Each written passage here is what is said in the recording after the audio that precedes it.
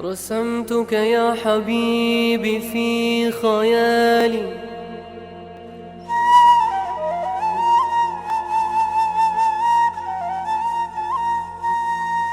ولم أرسم سواك بلوح بالي. Bismillahirrahmanirrahim. Kita akan lanjutkan ta'lim mengenai keutamaan Al-Quran. Dari Sayyidina Abdullah bin Amr radhiyallahu anhuma, Rasulullah sallallahu alaihi wasallam bersabda, akan dikatakan kepada ahli Al-Quran pada hari kiamat nanti, bacalah dan teruslah naik di derajat-derajat surgamu. Bacalah dengan tartil sebagaimana kamu membacanya ketika di dunia. Sesungguhnya derajatmu adalah di akhir ayat yang kamu baca. Hadis riwayat Imam Ahmad, Imam Tirmizi, Imam Abu Dawud, Imam Nasa'i, Imam Ibnu Majah, dan Imam Ibnu Hibban. Maksud ahli Al-Quran adalah para hufaz Quran. Mula Ali Qari rahmatullah alaih menjelaskan bahwa keutamaan itu hanya diberikan kepada hafiz Al-Quran.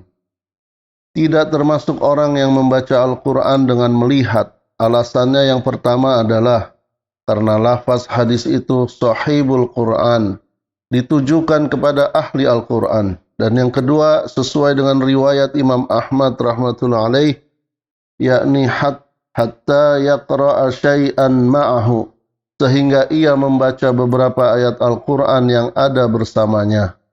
Kalimat ini cenderung ditujukan kepada hafiz Al-Quran, meskipun ada kemungkinan orang yang banyak membaca Al-Quran dengan melihat mushaf juga dapat termasuk di dalamnya. Disebutkan di dalam kitab Mirqat bahwa hadis ini tidak berlaku bagi pembaca Al-Quran yang dilaknat Al-Quran. Hal ini berdasarkan hadis yang menyebutkan bahwa banyak orang yang membaca Al-Quran tetapi Al-Quran melaknatnya. Oleh sebab itu banyaknya membaca Al-Quran yang dilakukan oleh orang yang berakidah menyimpang bukan suatu dalil bahwa ia orang yang diterima di sisi Allah Subhanahu wa taala. Dan banyak hadis semacam ini ditujukan atau berkaitan dengan kaum Khawarij. Kaum Khawarij adalah golongan ekstrim yang muncul pada zaman Sayyidina Ali radhiyallahu anhu, yang menganggap kafir para sahabat dan semua orang yang tidak sepaham dengan mereka. Dengan munculnya golongan ini sudah dinyatakan dalam banyak hadis. Bahkan Rasulullah sallallahu alaihi wasallam mengatakan bahwa mereka banyak membaca Al-Quran, tetapi Al-Quran yang dibacanya tersebut tidak sampai masuk melewati atau masuk ke dalam hati mereka. Membaca dengan tartil maksudnya adalah sebagaimana dijelaskan oleh Syekh Abdul Aziz yang menulis dalam tafsirnya bahwa arti tartil ialah membaca dengan terang dan jelas. Sedangkan secara syar'i yaitu maksudnya membaca Al-Quran dengan tertib sebagaimana kaidah di bawah ini. Yang pertama, setiap huruf mesti diucapkan dengan makhraj yang benar, sehingga to tidak dibaca dengan ta, do tidak dibaca dengan za. Yang kedua, berhenti di tempat yang benar, sehingga ketika memutuskan atau melanjutkan bacaan tidak dilakukan di tempat yang salah. Jadi wakofnya diperhatikan. Yang ketiga, membaca semua harokat dengan benar, yakni menyebut fathah, kasrah, dan dhammah dengan perbedaan yang jelas. Yang keempat, maksudnya mengeraskan suara sampai terdengar oleh telinga, sehingga Al-Quran dapat mempengaruhi hati.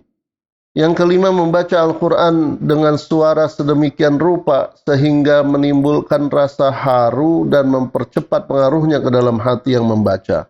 Orang yang membaca dengan suara sedemikian rupa, hatinya akan lebih cepat terpengaruh, serta menguatkan ruhani dan berkesan mendalam di dalam hati.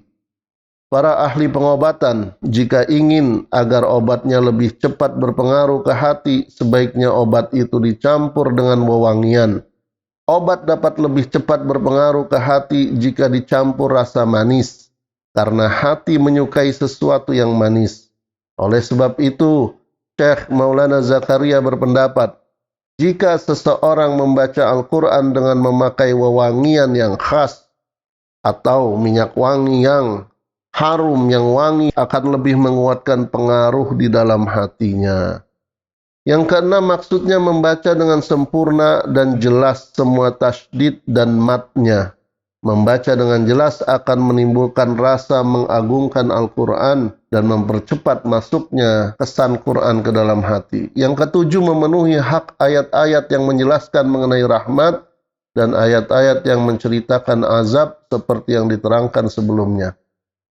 Itulah 7 hal yang dimaksud dengan istilah tartil, dan tujuan semua itu adalah satu, yaitu agar dapat memahami dan meresapi kandungan Al-Quran.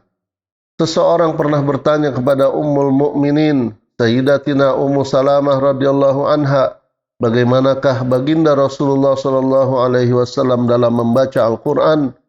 Maka jawab Nabi sallallahu alaihi wasallam membaca seluruh harakat, yaitu fathah, dhammah dan kasrah, dan seluruh huruf-hurufnya dengan jelas. Membaca dengan tartil itu adalah mustahab atau dianjurkan, meskipun tidak memahami artinya. Bahkan Sayyidina Ibnu Abbas radhiyallahu anhuma pernah berkata, membaca surat Al-Qari'ah dan Iza Zulzilat secara tartil lebih baik daripada membaca surah Al-Baqarah atau surah Ali Imran tanpa tartil. Demikian taklim kita pada hari ini. Semoga Allah Subhanahu wa taala memahamkan maksud daripada hadis tersebut dan kita bisa mengamalkan dan terus belajar bagaimana cara membaca Al-Quran yang benar, bagaimana artinya, dan mentadaburi segala makna yang terkandung di dalamnya, serta mengamalkan nilai-nilai Al-Quran itu dalam kehidupan sehari-hari. Subhanakallahumma wa bihamdika asyhadu an la ilaha illa anta astaghfiruka wa atubu ilaik. Assalamualaikum warahmatullahi wabarakatuh.